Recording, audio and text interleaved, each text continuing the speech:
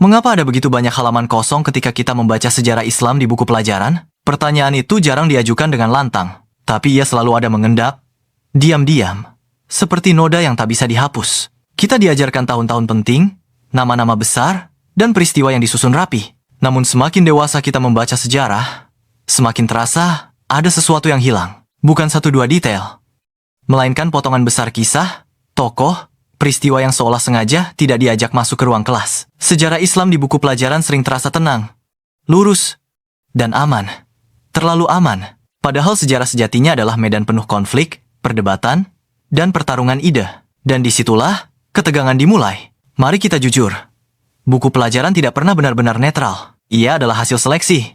Dan setiap seleksi selalu melibatkan keputusan, apa yang dimasukkan, dan apa yang dibuang. Yang jarang dibicarakan adalah siapa yang menentukan seleksi itu. Ketika sejarah Islam diajarkan, yang sering muncul adalah garis besar, Nabi, Khulafaur Rasyidin, lalu lompatan cepat ke kerajaan-kerajaan besar. Semua tampak mulus, seolah Islam berjalan tanpa gesekan.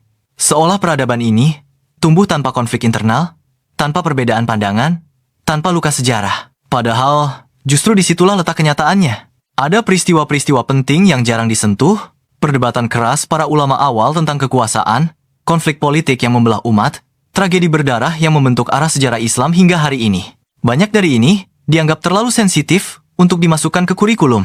Alasannya terdengar mulia, menjaga persatuan, menghindari kebingungan siswa, mencegah konflik ideologis. Tapi konsekuensinya besar. Sejarah menjadi rapuh karena ia kehilangan kejujuran. Ambil contoh kontribusi ilmuwan muslim. Di buku pelajaran, mereka sering disebut sekilas. Al-Khawarizmi, Ibnu Sina, Al-Farabi. Nama-nama itu muncul seperti daftar absen.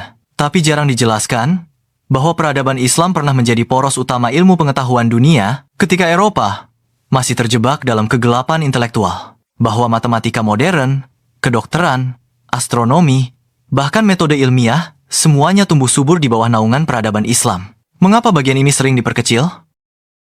Karena sejarah global lama ditulis dari sudut pandang pemenang. Dan selama berabad-abad, narasi dunia lebih banyak dikuasai oleh Barat. Peradaban Islam sering diposisikan sebagai jembatan sementara, bukan pusat peradaban itu sendiri. Maka kontribusinya dipangkas, dipersingkat, atau dianggap hanya pelengkap, bahkan dianggap teroris. Namun pemotongan sejarah tidak berhenti di situ. Ada juga kisah tentang kerajaan Islam yang adil, toleran, dan multikultural.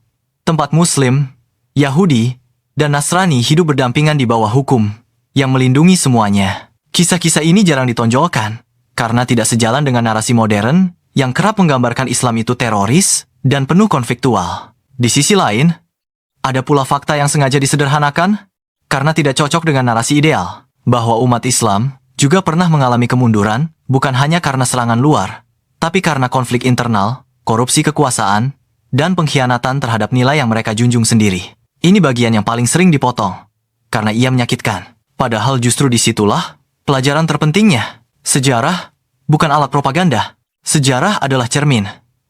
Dan cermin yang jujur akan memperlihatkan wajah yang utuh indah. Buku pelajaran sering memilih untuk menampilkan wajah yang rapi, karena dianggap lebih aman untuk generasi muda. Tapi keamanan semu itu mahal harganya.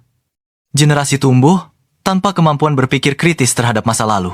Akibatnya, banyak orang dewasa hari ini kaget ketika menemukan versi sejarah Islam di luar buku sekolah. Mereka merasa dibohongi, atau sebaliknya, menolak fakta baru karena tidak sesuai dengan apa yang diajarkan sejak kecil. Disinilah ketegangannya memuncak. Pemotongan sejarah Islam bukan sekadar masalah akademik. Ia memengaruhi cara umat memahami identitasnya, cara mereka memandang dunia, dan cara mereka berdialog dengan masa depan. Sejarah yang disederhanakan melahirkan pemahaman yang dangkal. Dan pemahaman dangkal mudah dimanipulasi oleh emosi, oleh propaganda, oleh kebencian. Lalu, apa yang seharusnya kita lakukan? Bukan dengan menolak buku pelajaran, tapi dengan menyadari keterbatasannya. Buku sekolah adalah pintu masuk, bukan tujuan akhir. Sejarah Islam yang utuh harus dicari lebih dalam melalui bacaan lanjutan, diskusi, dan keberanian menghadapi fakta yang tidak selalu nyaman. Karena sejarah Islam bukan kisah malaikat yang turun ke bumi. Ia adalah kisah manusia dengan iman yang agung, kebenaran yang nyata, dan perjuangan panjang untuk menegakkan nilai di dunia yang tidak pernah sederhana. Dan mungkin, justru dengan melihat sejarah Islam secara utuh, tidak dipotong, tidak dimanipulasi, Kita bisa belajar satu hal penting. Peradaban besar tidak runtuh karena musuh di luar, tapi karena lupa belajar dari sejarahnya sendiri.